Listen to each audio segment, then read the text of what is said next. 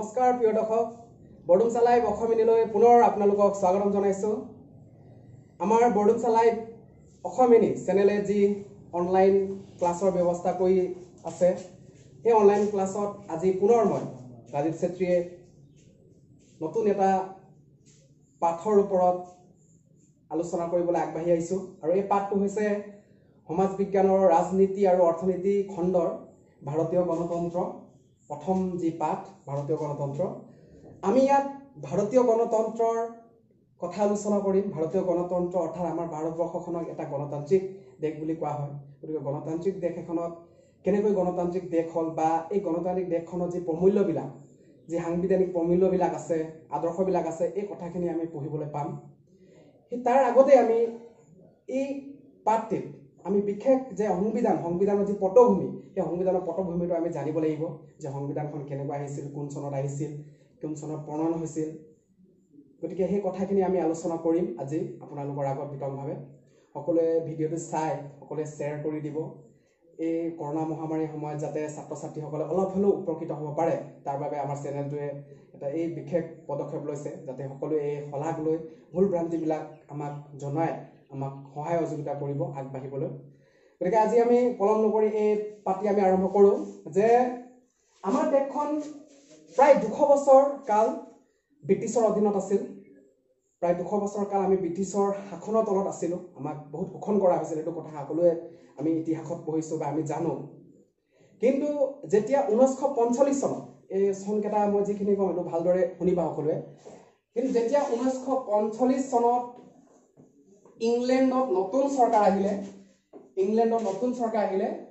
শ্ৰমিক দলে চৰকাৰ গঠন কৰিলে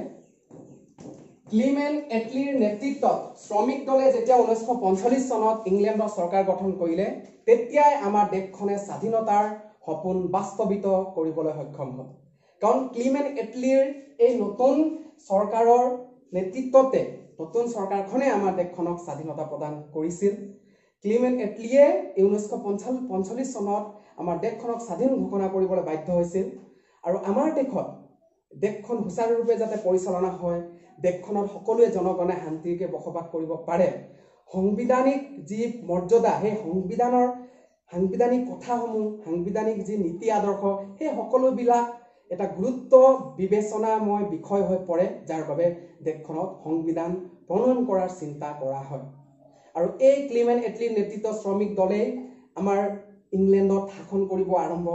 কৰাৰ সময়ছোৱাত ক্লিমেণ্ট এটলিয়ে আমাৰ দেশখনত কেবিনেট মিছন নামে এটা মিছন পঠিয়াইছিল এইটো আমি জানিব লাগিব কেবিনেট মিছন আপোনালোকে আগত শুনিছে চাগে তথাপিও আজি ভালদৰে শুনিব যে কেবিনেট মিছন 1946 চনৰ মাৰ্চ মাহত আমাৰ ভাৰতবৰ্ষত ক্লিমেণ্ট এটলিয়ে অৰ্থাৎ ইংলেণ্ড চৰকাৰে আমাৰ ভাৰতবৰ্ষত কেবিনেট মিছনক পঠিয়াইছিল 1946 চনৰ মাৰ্চ মাহত আৰু এই 1946 চনৰ মাৰ্চ মাহত ক্লিমেণ্ট এটলিয়ে পঠোৱা কেবিনেট মিছনৰ মুখ্য কামেই আছিল যে ভাৰতবৰ্ষৰ এটা সংবিধান প্ৰস্তুত কৰা সংবিধান প্ৰস্তুত কৰাৰ বাবে আমাৰ কেবিনেট মিছনক ভাৰতবৰ্ষলৈ পঠিওৱা হৈছিল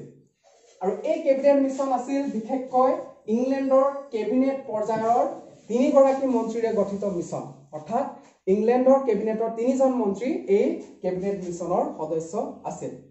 আৰু এই কেবিনেট মিছনে আমাৰ ভাৰতবৰ্ষত আহি 1946 চনত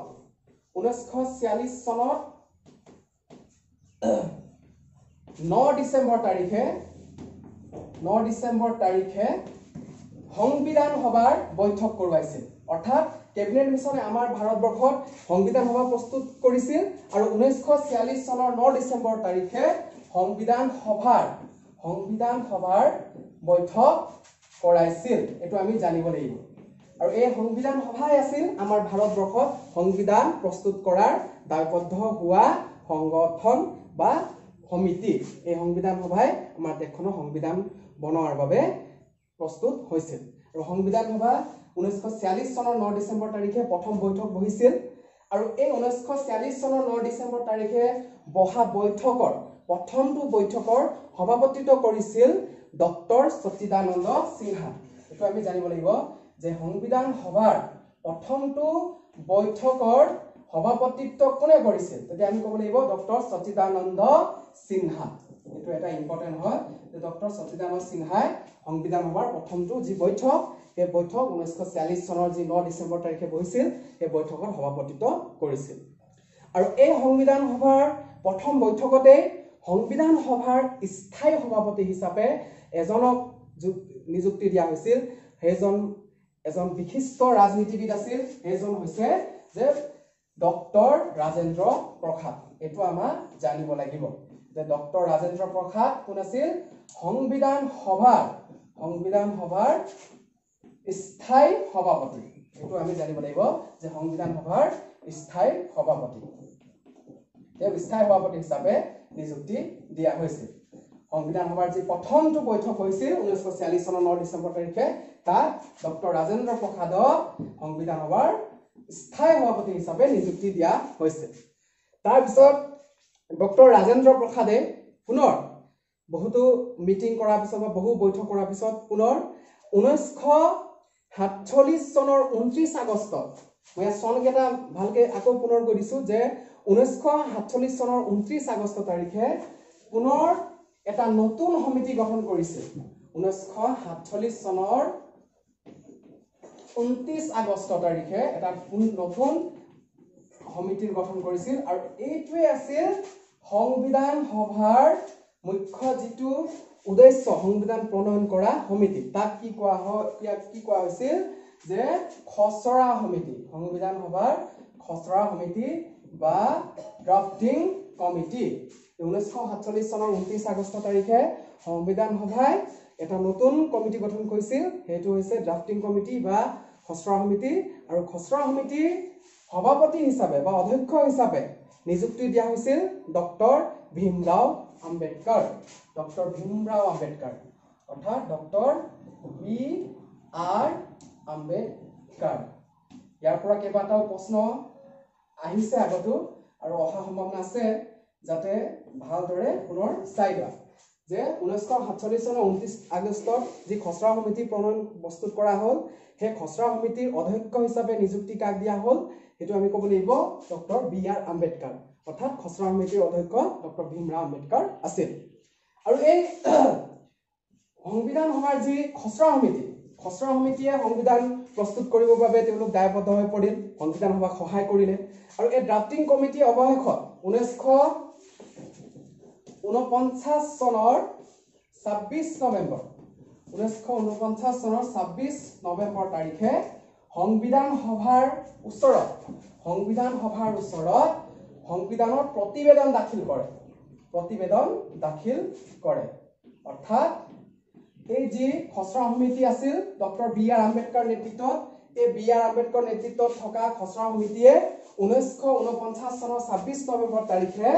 সংবিধান সভাৰ হাতত সংবিধানৰ প্ৰতিবেদন দাখিল কৰে অৰ্থাৎ সংবিধান তেওঁলোকে যি বনাব লাগিছিল যিবিলাক কাম কৰি আছিল সেই প্ৰতিবেদন সকলো কামখিনি সংবিধান সভাৰ হাতত অৰ্পণ কৰে চনটো মনত থবা 1949 চনৰ 26 নৱেম্বৰ তাৰিখে আৰু এই প্ৰতিবেদন দাখিল কৰাৰ পিছত যেহেতু সংবিধান প্ৰণয়নৰ বাবে দায়বদ্ধ আছিল সংবিধান সভাৰ সভাপতি ৰাজেন্দ্ৰ প্ৰসাদ আছিল গতিকে সেই ৰাজেন্দ্ৰ প্ৰসাদে স্বাক্ষৰ কৰি দিয়াৰ লগে লগে এই সংবিধানখন কাৰ্যকৰী কৰিব লোৱা হয় ভাৰতবৰ্ষত কাৰ্যকৰী কৰা হয় কিন্তু কাৰ্যকৰীৰ বাবে অলপ সময় লোৱা হ'ল 2 মাহ মান সময় লোৱা হ'ল কিছুমান প্ৰশাসনিক কিছু সমস্যাবিলাকৰ বাবে 1950 চনৰ 26 জানুৱাৰী তাৰিখৰ পৰা এইটো এটা ইম্পৰ্টেন্ট ডেট এটো মনত থবা যে 1950 চনৰ 26 জানুৱাৰী তাৰিখৰ পৰা সংবিধানখন ভাৰতবৰ্ষত বলবৎ কৰা হ'ল অৰ্থাৎ কাৰ্যকৰী কৰা হ'ল আৰু সেই সংবিধানখন কেবিনেট মিছনৰ পৰা আৰম্ভ কৰি বলবৎ হোৱালৈকে যি দীঘলীয়া প্ৰক্ৰিয়া চলিল সেই দীঘলীয়া প্ৰক্ৰিয়া চলাৰ পিছত আমাৰ দেশৰ জনসাধাৰণে এটা সংবিধান পালে আৰু এই সংবিধানখন 1950 চনৰ 26 জানুৱাৰীৰ পৰা কাৰ্যকৰী কৰা হ'ল আৰু এই যেহেতু 1950 চনৰ 26 জানুৱাৰীৰ পৰা সংবিধানখন কাৰ্যকৰী কৰা হ'ল সেইবাবে 26 জানুৱাৰী তাৰিখ আমাৰ দেশখনত গণৰাজ্য দিৱস হিচাপে পালন কৰা হয় যে আমি 26 জানুৱাৰী গণৰাজ্য দিৱস পালন কৰোঁ সেই দিনটো ইয়াৰ লগত জড়িত আছে যে আমাৰ দেশখনে এটা নতুন সংবিধান পাইছিল সংবিধানখন সেই দিনৰ পৰা কাৰ্যকৰী কৰা হৈছিল গতিকে 26 জানুৱাৰী ইম্পৰ্টেন্ট ডেট হয় আৰু লগতে এই চনটো চাবা 1950 চনৰ 26 জানুৱাৰী যে সংবিধানখন কাৰ্যকৰী কৰা হৈছিল তো এইখিনি আছিলে অলপ সংবিধানৰ লগত ৰিলেটেড কথা এই ভাৰতীয় গণতন্ত্ৰৰ যি পাঠ তাৰ মূল যি তথ্য এইখিনি আছিলে আমি ইয়াৰ পিছত আৰু কিছু আলোচ্য বিষয় আছে যেনেকৈ আমি ইয়াৰ পিছত পঢ়িব লাগিব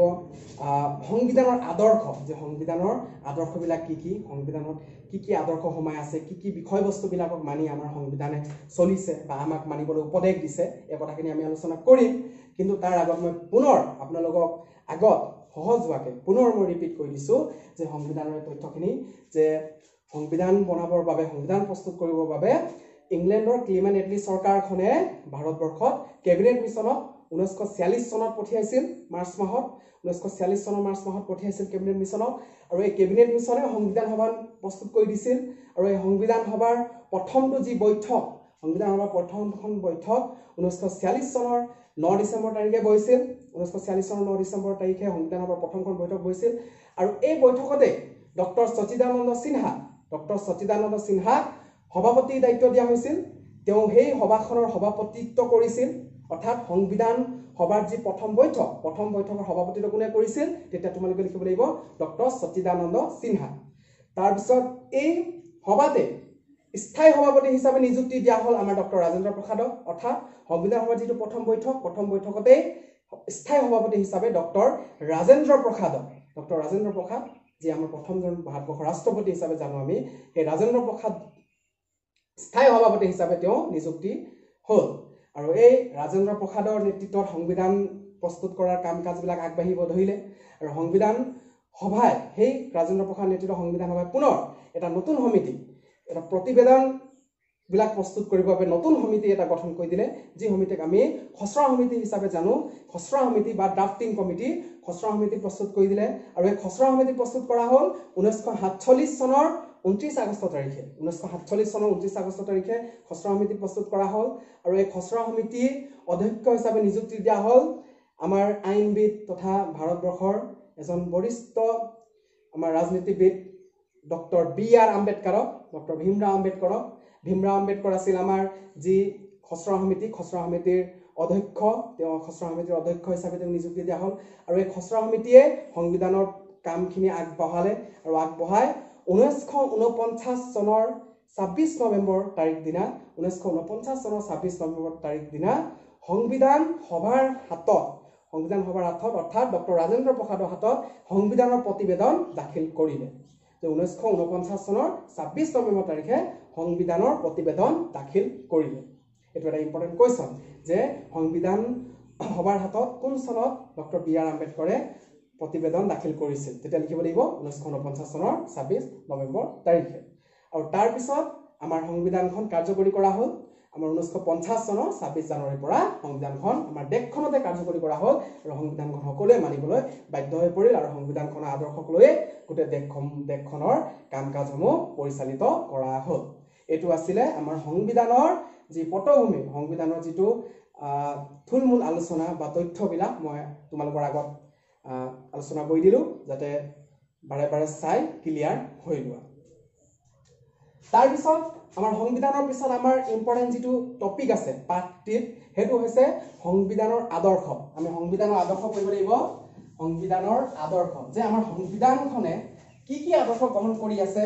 ভাৰতবৰ্ষত কি আদৰ্শবিলাক জনসাধাৰণে মানি চলিব লাগিব বা মানি চলি আহিছে সেই সংবিধানত কি আদৰ্শবিলাক সংযোজন কৰা হৈছে এই কথাখিনি আমি পঢ়িব লাগিব the ideals of the Indian Constitution ইংৰাজী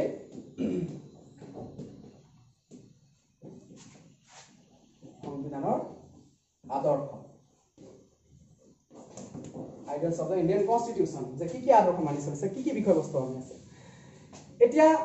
এই আদৰ্শবিলাকৰ আগত আলোচনা কৰাৰ আগত মই তোমালোকৰ আগত কিছু তথ্য ইয়াৰ বিষয়ে দিব বিচাৰো যে আমাৰ ভাৰতবৰ্ষৰ আদৰ্শবিলাক আলোচনা কৰোঁতে যে যেতিয়া আমাৰ দেশখনত সংবিধান প্ৰণয়ন কৰা হ'ল সংবিধানত বহু কথাখিনি বহু দিশসমূহ আলোচনা কৰা হ'ল বা সংবিধানত সেই বস্তুখিনি তাত সোমোৱা হ'ল তাত সকলো বস্তু গাঁঠি দিয়া হ'ল কিন্তু আমাৰ আদৰ্শবিলাক আলোচনা কৰাৰ আগত মই ইয়াত বেছিক এটা যিটো পইণ্ট আছে সেইটো মই পইণ্ট আউট কৰিব বিচাৰিছোঁ যে কি যে 1976 চনৰ 42তম সংবিধান সংশোধনী এইটো অলপ তোমালোকক জানিবলগীয়া তথ্য 1976 চনৰ 42তম সংবিধান সংশোধনী সংবিধান সংশোধন কৰা হৈছিল এইটো ইম্পৰ্টেন্ট চন এটা সকলোৱে ভালকে চাবা 1976 চনৰ 42তম সংবিধান সংশোধন ইয়াত আমাৰ ভাৰতবৰ্ষৰ মূল আদৰ্শবিলাকত থকা দুটা আদৰ্শ বিশেষকৈ মূল তিনিটা আদৰ্শ আছে তিনিটা আদৰ্শ 1976 চনৰ 42তম সংবিধান সংশোধন অনুসৰিহে আমাৰ দেশৰ সংবিধানত কি কৰা হৈছিল অন্তৰ্ভুক্ত কৰা হৈছিল অৰ্থাৎ যেতিয়া আমাৰ দেশখনৰ 1950 চনৰ 26 জানুৱাৰীৰ পৰা সংবিধান কাৰ্যকৰী কৰা হৈছিল তেতিয়া এই তিনিটা আদৰ্শ নাছিল এই আদৰ্শবিলাক হৈছে প্ৰথমটো আমি ধৰ্ম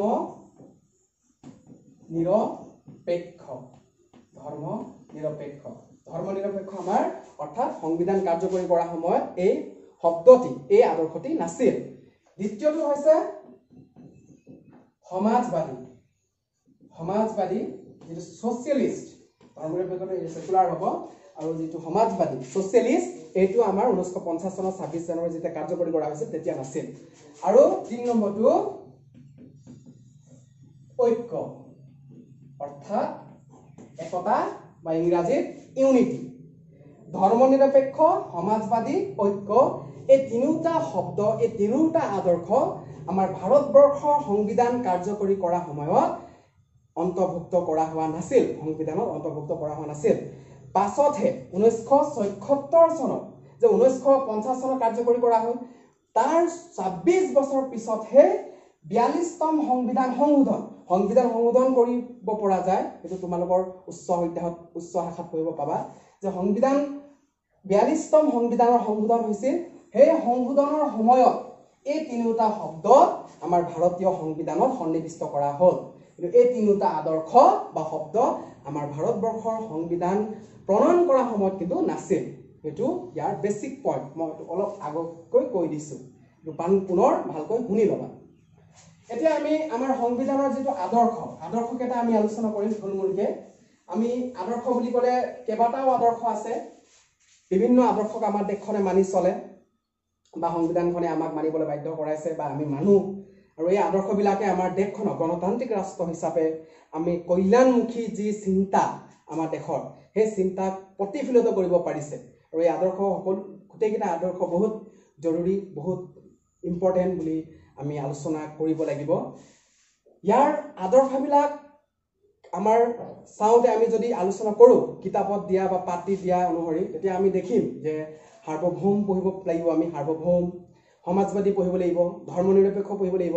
গণৰাজ্য পঢ়িব লাগিব গণতান্ত্ৰিক পঢ়িব লাগিব ইয়াৰ উপৰিও আমাৰ সমতা আছে ন্যায় আছে এইবিলাকো আমি আদৰ্শ হিচাপে বা বিষয়বস্তু হিচাপে আমি সংবিধানৰ পঢ়িব পাম কিন্তু আমাৰ যেটো বেসিক যেটো আমাৰ পাঠ্যপুথি তোমালোকৰ আলোচনা কৰিব দিছে এটো তোমালোকৰ কোৱেশ্চন আহিব পাৰে যে ভাৰতবৰ্ষৰ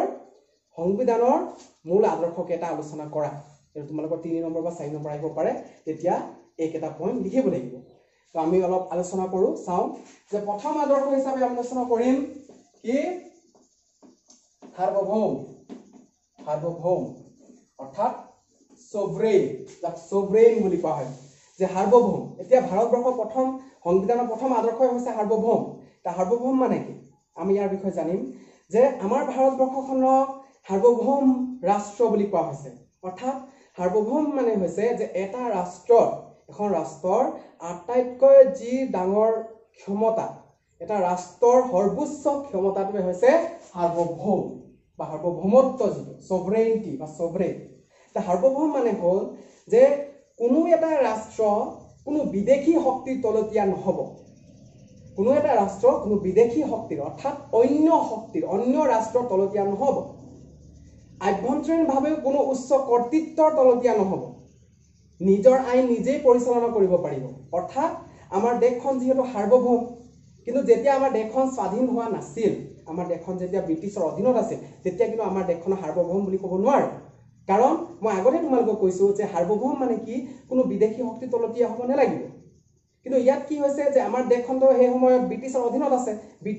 বিদেশী শক্তিৰ তলতীয়া আছিল, গতিকে সেই সময়ত আমাৰ দেশখন সাৰ্বভৌম নাছিল। কিন্তু এতিয়া আমাৰ ভাৰতবৰ্ষ সাৰ্বভৌম বুলি কোৱা হৈছে, এইটো সংবিধানৰ আদৰ্শ। কাৰণ যে ভাৰতবৰ্ষখন কোনো ৰাষ্ট্ৰৰ এতিয়া তলতীয়া নহয়। আমাৰ ভাৰতবৰ্ষ আইনসমূহ নিজে পৰিচালনা কৰে, আমাৰ দেশৰ বিধানমণ্ডলে আইনবিলাক ইয়াত প্ৰণয়ন কৰে, আইনবিলাক প্ৰস্তুত কৰে, শাসকে আমাক, চৰকাৰে আমাক শাসন কৰে। ইয়াত কোনো বিদেশী শক্তি বা ভাৰতবৰ্ষ এতিয়া কোনো ইংলেণ্ডৰ শক্তিয়ে পৰিচালনা নকৰে, কোনো আমেৰিকাৰ শক্তিয়ে পৰিচালনা নকৰে। সেই কথাটো যে এটা ৰাষ্ট্ৰৰ সৰ্বোচ্চ ক্ষমতা সেইটো হৈছে সাৰ্বভৌম, আৰু সাৰ্বভৌম ধাৰণাটো এইটোৱে বুজায় যে ভাৰতবৰ্ষ কোনো বিদেশী ৰাষ্ট্ৰৰ তলতীয়া নহয়, ভাৰতবৰ্ষ অন্য কোনো ৰাষ্ট্ৰই শাসন কৰিব নোৱাৰে, ভাৰতবৰ্ষৰ আভ্যন্তৰীণ বিষয়তো কোনো বহিৰাগত ৰাষ্ট্ৰই, কোনো বহিৰাগত শক্তিয়ে কোনো মাত মাতিব নোৱাৰে। ভাৰতবৰ্ষ সম্পূৰ্ণ স্বতন্ত্ৰ, ভাৰতবৰ্ষৰ যি আইন কানুনসমূহ আছে সেই সকলো ভাৰতবৰ্ষই পৰিচালনা কৰিব পাৰিব। এইটো হৈছে সাৰ্বভৌমৰ যি আদৰ্শ, সেই তাৰ অৰ্থ। এতিয়া তাৰ পিছতো আছে সমাজবাদী বা ছ'চিয়েলিষ্ট। আমি সমাজবাদী বুলি আমি খুব শুনিছো। এতিয়া সমাজবাদী যিটো বেছিক অৰ্থ সেইটো আমি আলোচনা কৰিব যদি আমি যাওঁ, তেতিয়া আমি গম পাম যে ভাৰতবৰ্ষক আমাৰ সমাজবাদী ৰাষ্ট্ৰ বুলি কোৱা হৈছে। সমাজবাদী ৰাষ্ট্ৰ মানে হৈছে যে আমাৰ দেশখন কি হৈছে জাতি বৰ্ণ ভাষা নিৰ্বিশেষে, জাতি বৰ্ণ ভাষা ধৰ্ম নিৰ্বিশেষে সকলোৱে সমাজ পাতি সামাজিকভাৱে থাকিব। ইয়াত কোনো কাৰো লগত বৈষম্য কৰা নহ'ব, সামাজিকভাৱে কাৰো লগত বৈষম্য কৰা নহ'ব। লগতে যি আয় ইনকম, আয়ৰ ক্ষেত্ৰতো কোনো বৈষম্য নাথাকিব। সমাজত পুৰুষ হওক বা নাৰী হওক সকলোকে সমান অধিকাৰ দিয়া হ'ব। লগতে যি আমাৰ উৎপাদনৰ দিশ আছে, যিটো আমাৰ প্ৰডাকশ্যন, তাতো মিশ্ৰ অৰ্থনৈতিক প্ৰযোজ্য হ'ব। মিশ্ৰ অৰ্থনীতি মানে যে ৰাজহুৱা খণ্ড উৎপাদন কৰিব পাৰিব, লগতে ব্যক্তিগত খণ্ডও উৎপাদন কৰিব পাৰিব। ৰাজহুৱা খণ্ড, ব্যক্তিগত খণ্ড দুইটাকে সমান সামাজিক দায়বদ্ধতা দিয়া হৈছে, দুইটাকে সমান অধিকাৰ দিয়া হৈছে। গতিকে সামাজিকভাৱে ইয়াত কোনো পিছ পৰি থাকিব নালাগিব। জাতি বৰ্ণ ভাষা ধৰ্ম নিৰ্বিশেষে সকলোৱে সমাজ পাতি সমানেই থাকিব, আৰু আয়ৰ ক্ষেত্ৰত সকলোৰ লগতে একেটাই ব্যৱহাৰ হ'ব। আয়ৰ ক্ষেত্ৰত কোনোবাই যদি বেতন কম পাইছে, কোনোবাই বেছি, তেনেকুৱা নহয়। সকলোৱে নিজৰ সামৰ্থ্য অনুযায়ী, অৰ্থাৎ সামৰ্থ্য নহ'ব একচুৱেলি, নিজৰ যি কৰ্ম, যি বৃত্তিৰ বাবে যি পাব লাগে প্ৰাপ্য, তাৰ সমানুপাতিক যি প্ৰাপ্য সেইটো বেতন পাব। এই সামাজিক সমতাটো যি কথা, সেই সামাজিক সমতাটোকে এই সমাজবাদী ধাৰণাটো বুজাইছে। এইটো আমি পাঠ্যপুথিটো তোমালোকক দিয়া হৈছে, এইটো ভালকৈ চাই ল'বা এবাৰ। তাৰপিছত আছে আৰু এটা ইম্পৰ্টেণ্ট পইণ্ট, এইটো মই ওপৰতে লিখি দিছো ইয়াৰ লগত, আৰু এইটো হৈছে ধৰ্ম নিৰপেক্ষ। ধৰ্ম নিৰপেক্ষ অৰ্থাৎ সেকুলাৰিজিম। আমাৰ ভাৰতবৰ্ষৰ সংবিধানৰ বহুত ইম্পৰ্টেণ্ট, বহুত গুৰুত্বপূৰ্ণ আদৰ্শ হৈছে ধৰ্ম নিৰপেক্ষ। অৰ্থাৎ ভাৰতবৰ্ষক কি বুলি কোৱা হৈছে? ধৰ্ম নিৰপেক্ষ ৰাষ্ট্ৰ বুলি কোৱা হৈছে। অৰ্থাৎ ভাৰতবৰ্ষ সেকুলাৰ ষ্টেট, ভাৰতবৰ্ষত ধৰ্মৰ ক্ষেত্ৰত কোনো বৈষম্য নাথাকিব। ইয়াত ৰাজধৰ্ম, ৰাষ্ট্ৰীয় ধৰ্ম হিচাপে কোনো ধৰ্ম নাই। ইয়াত সকলো ধৰ্ম সমান। ধৰ্মৰ ক্ষেত্ৰত কোনো লোকে আন লোকক বৈষম্য কৰিব নোৱাৰিব। আমাৰ ইয়াত হিন্দু ধৰ্ম আছে, খ্ৰীষ্টান ধৰ্ম আছে, ইছলাম ধৰ্ম আছে, জৈন ধৰ্ম আছে, শিখ ধৰ্ম আছে, আৰু বিভিন্ন ধৰ্ম আছে। গতিকে সকলো ধৰ্মক আমি সমানে শ্ৰদ্ধা কৰিম, সকলো ধৰ্মক আমি সমানে অধিকাৰ দিম। এইটো আমাৰ সংবিধানে কৈছে। সংবিধানে সকলো ধৰ্মক সমানে অধিকাৰ দিছে, কোনো ধৰ্মৰ লগত বৈষম্য কেতিয়াও কৰিব নোৱাৰে। এইটোৱে হৈছে ধৰ্ম নিৰপেক্ষ। যদি মই হিন্দু, গতিকে মই খ্ৰীষ্টান ধৰ্মও ল'ব পাৰিম, সেইটো মোৰ স্বতন্ত্ৰতা। ধৰ্মৰ ক্ষেত্ৰত স্বতন্ত্ৰতা দিছে, যিহেতু আমাৰ দেশখন ধৰ্ম নিৰপেক্ষ। ইয়াত মই হিন্দুৱে ল'ব লাগে বুলি কোনো বাধ্যবাধকতা নাই, বা মই ইছলাম ল'ব লাগে কোনো বাধ্যবাধকতা নাই। মই ধৰ্মীয় ক্ষেত্ৰত মই সম্পূৰ্ণ স্বতন্ত্ৰ, মই যিকোনো ধৰ্ম গ্ৰহণ কৰিব পাৰোঁ, আৰু মোক কোনো বৈষম্য কৰা নহ'ব। সেই কথাটো হৈছে ধৰ্ম নিৰপেক্ষ। ইয়াত ৰাষ্ট্ৰীয় ধৰ্ম হিচাপে মুঠতে কোনো ধৰ্ম নাই, সকলো ধৰ্ম সমান। এই ধাৰণাটোৱে বুজাইছে ধৰ্ম নিৰপেক্ষ। আৰু এই ধৰ্ম নিৰপেক্ষৰ পিছতে আছে 4 নম্বৰটো আমাৰ গণতান্ত্ৰিক।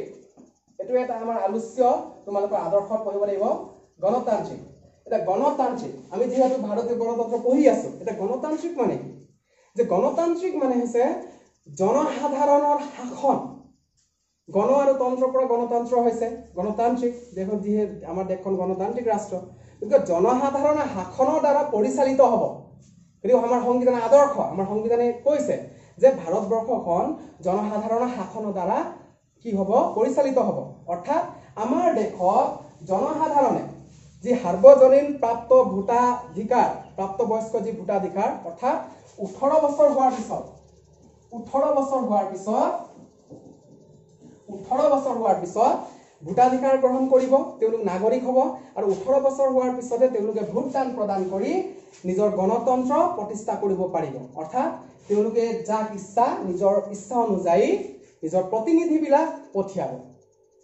প্ৰতিনিধিবিলাক পঠিয়াই চৰকাৰ গঠন কৰাৰ সুযোগ দিব